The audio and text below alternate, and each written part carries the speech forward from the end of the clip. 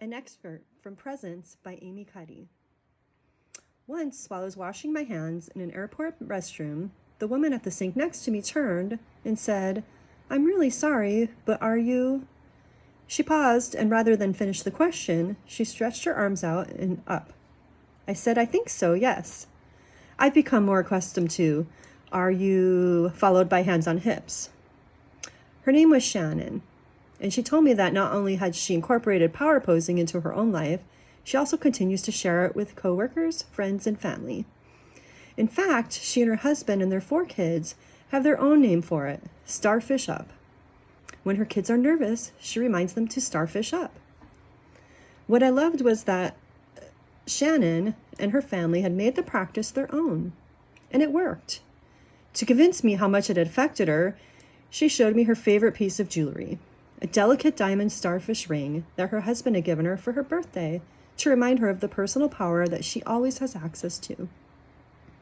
The activist Maggie Kuhn said, and I think most of us would agree, power should not be concentrated in the hands of so few and powerlessness in the hands of so many. This is true of personal power as well as social power. Too many of us suffer from pervasive feelings of personal powerlessness. We have a terrible habit of obstructing our own paths forward, especially at the worst possible moments. Too often we acquiesce to feelings of powerlessness. We consent to them, which does nothing but reinforce them and take us away from the reality of our lives. But we can use our bodies to get to personal power. A mountain of evidence shows that our bodies are pushing, shaping, even leading our thoughts, feelings, and behaviors.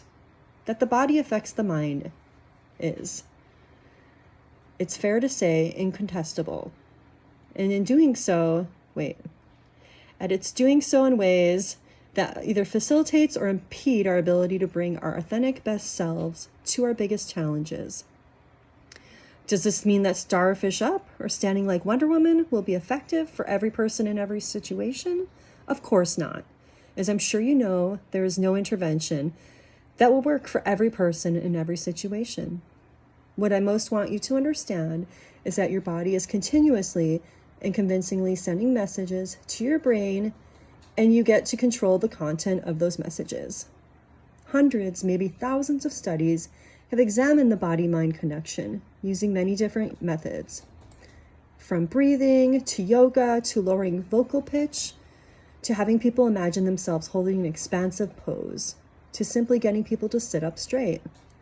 There are countless ways for us to expand our bodies, and whether the body-mind effect is operating through our vocal tone, our blood pressure, our hormones, or some other mechanism we haven't yet discovered, the outcome is clear.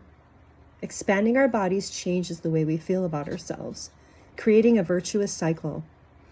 So what matters to me is that you find the techniques that best suit you.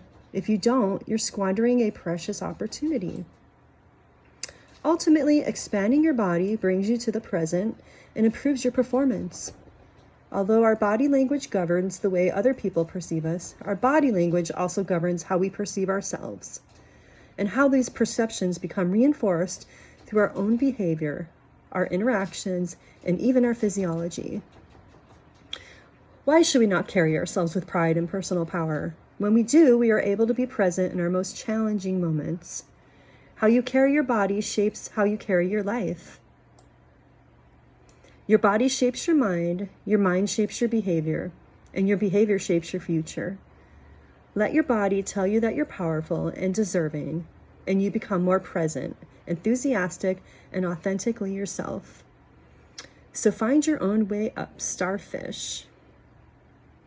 So find your own way to starfish up,